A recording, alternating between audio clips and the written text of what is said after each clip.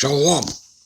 Barakatah Yahweh, Ba'ashim, Yahweh Shai, Ba'ashim Makakadash. All praises and glories definitely due, especially in the times we're living in. Much respects to the apostles and others of Great Millstone, and to all the brothers out there doing the work.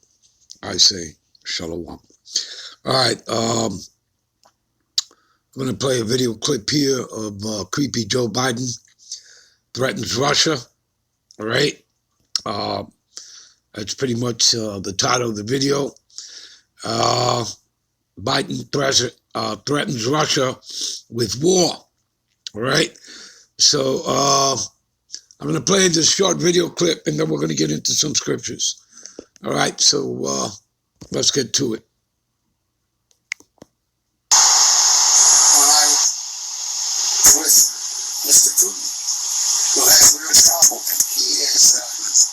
he's sitting on top of an economy that has nuclear weapons and oil wells and nothing else.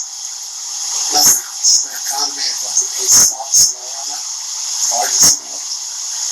He knows he's in real trouble, which makes it even more dangerous. Yeah, this devil talking about Putin, that he's in real trouble. You know what he knows? He knows that he's in real trouble. That America, Babylon the Great, is in trouble. All right? Because the devil know that he had but a short time. Revelation 12 and 12. Let's continue. Now we're seeing how cyber threats, including ransomware attacks, increasingly are able to cause damage and destruction in the real world. I can't guarantee this. You're as informed as I am. But I think it's more likely we're going to end up, once we end up in a war. And we'll see. Yeah, I think it's more than likely. You heard him? That we're going to more than likely end up in a war. All right? But guess what? This is all prophecy. All right? He's not in charge. All right? This is about the Lord. All right? Escalatius 18 and 3. All things obey the will of the Most High. All right? Daniel 4:17. All right? The Lord ruleth in the kingdom of men. You understand? All right? Let's continue with the video. We're going to end up in a war. Yeah, you're goddamn right, man. Okay, because why? And see, that show you that this truth is hitting them. That's why they're saying this with such gravity. They know it's serious. This is a serious threat that the Most High put out there, man. The Most High stirred the pot up, you see. So, but you see the pride that's still in this devil, man. Here it is, he's all old, decrepit, Yeah, we're going to get into that. The Most High is the one who's stirring up the meats, which is Gog and Magog, Russia. Sleepy Joe, one of the biggest pedophiles that's protected by the United States of America, all right, which he's probably dead or he's about to die. But anyway, nonetheless, he's saying it basically is going to be a war, all right? And you see how basically you want to cry. And they know that this represents basically the end of their kingdom. But all right, let's get into the scriptures. And it does represent the ending of the kingdom, and they know it. All right, so give me a minute. All right, we're going to pick it up here. Matter of fact, look, you people can go to, as well, you can go to Ezekiel, the 38th chapter. You can start from the top. All right, and it talks about Gog and Magog and read on down in how Gog and Magog, who is also known as the Medes, which is Russia, all right, and the other nations that Russia is a guard onto, and that includes Iran, Libya, all right, a bunch of nations. And as you well know, Europe, the EU nations, a lot of them have been working with Russia, all right? And I believe they ran that gas pipeline as well, all right, into Europe, okay? So, which is something that America, Babylon the Great, the whore, didn't want, all right? So, if you understand about the 10 toes, all right, in Daniel, the 2nd chapter, that part iron, part miry clay, all right, that they would be breaking up, okay? It's all prophecy, people. Anyway, let's get into this. All right, Isaiah, the 13th chapter, we'll start at verse 6, read on down. Howl ye, for the day of the Lord Yahweh is at hand. What day is that? The day of Armageddon. All right, that's the day of America's destruction. All right, and it shall come as a destruction from the Almighty. All right, therefore shall all hands be faint, and every man's heart shall melt. Why? From that thermonuclear fire, from the ICBMs, plus you'll have that concentrated laser fire from the chariots. And those are the angels in the chariots that they call UFOs or UAPs. All right, people? There's plenty of scripture to prove that. All right, and they shall be afraid, pangs and sorrows shall take hold of them, and they shall be in pain as a woman that travaileth. Like a woman going through, the childbirth, okay, pains, okay? They shall be amazed at one another, and their faces shall be as flames. See that? All right? Verse 9, behold, the day of the Lord cometh cruel, both with wrath and fierce anger. You see that? Not love, not hugs and kisses, not flowers and candy. All right? To lay the land desolate. Okay? What land? America, Babylon the Great. America, Babylon the Great going out means the kingdom of Yahushua will be coming in. So you people need to understand that America was a necessary evil. Okay? It was prophesied. It was to be a temporary kingdom. Okay?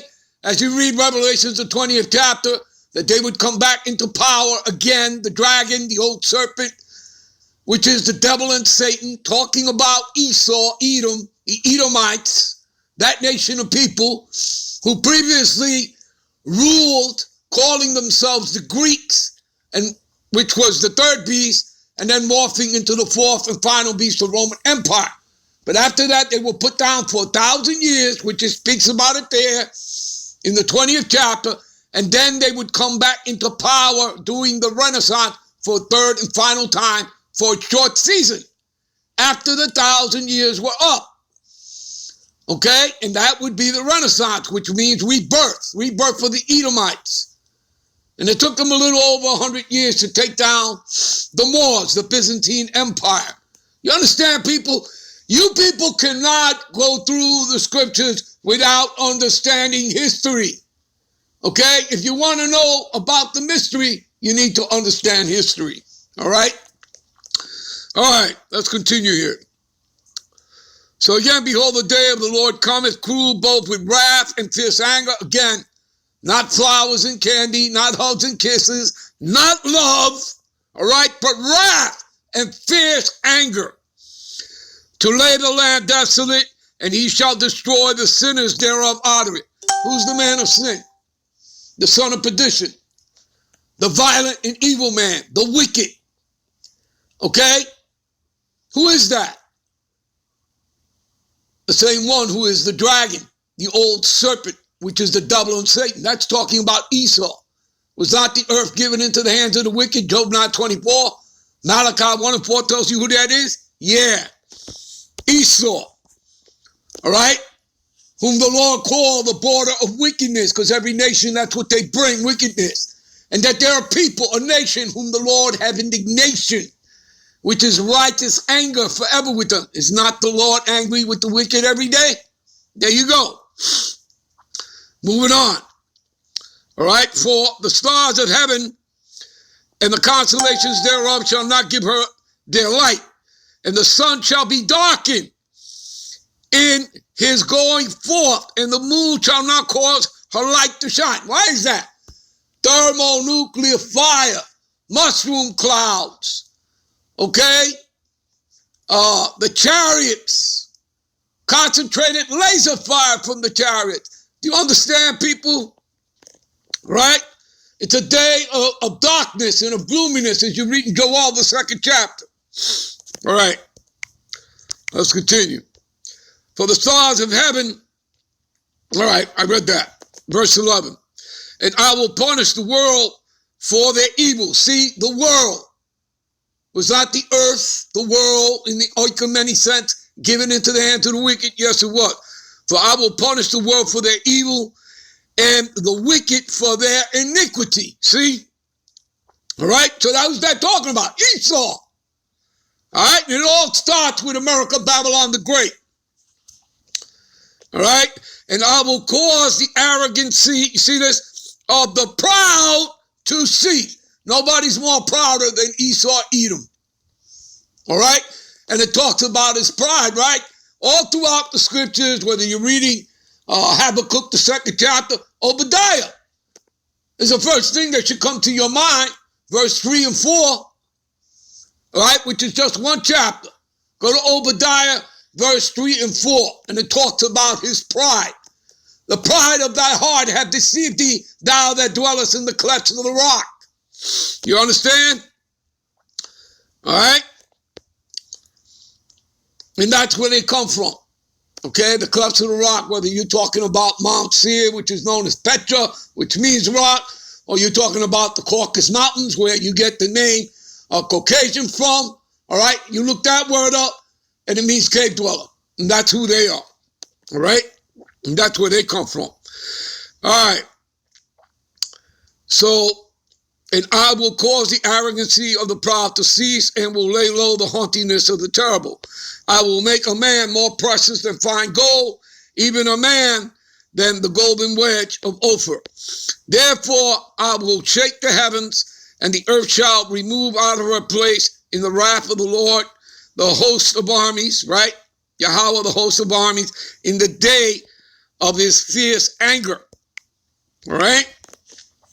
And it shall be as a chase roe, as a sheep that no man taketh up, and shall every man turn to his own people and free everyone into his own land. All right? And again, does not the Lord say to come out of her, my people, in Revelations 18? Yeah, to come out of her ways so that you receive not of her plagues. All right? Stop following her ways and customs. All right? Stop bowing to the beast. Okay? And everyone that is found shall be thrust through. See, all of y'all, particularly 2/3 of you Israelites, of you Negro, Latino, Native Americans that make up the 12 tribes, all right? 2/3 of you all, right? You trust in America, Babylon the Great, who is spiritually known as Sodom and Egypt, right? You trust in her, but not in your power, all right? You take counsel, but not of Yahweh Bashem Yahushai. So everyone that is found shall be thrust through, and everyone that is joined unto them shall fall by the sword. So you're going to fall by the sword because you trust in perverseness, all right, and oppression, okay? You trust in Esau, in wickedness. All right, you know what? I'm going to end this here. We'll be right back with part 2. Shalom.